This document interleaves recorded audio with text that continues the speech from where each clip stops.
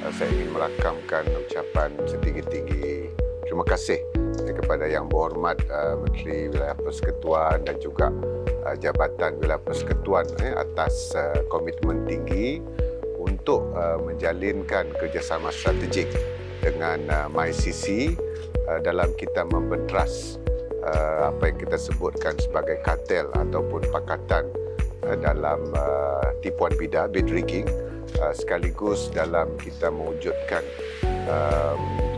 ekosistem persaingan yang lebih sihat dalam kita mengekang sebarang bentuk kewujudan kartel.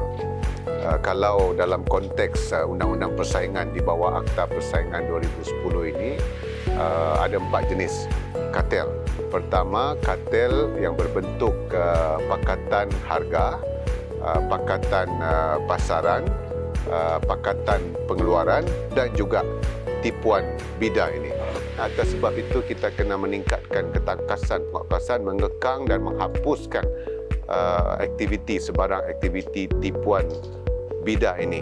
Dan tahun 2025 saya telah mencadangkan kepada MyCC untuk kita memperkasa kerjasama dengan agensi-agensi kerajaan yang telah pun ada tapi kita tingkatkan melalui kerjasama strategik dan alhamdulillah saya ucap tahniah kepada MyCC.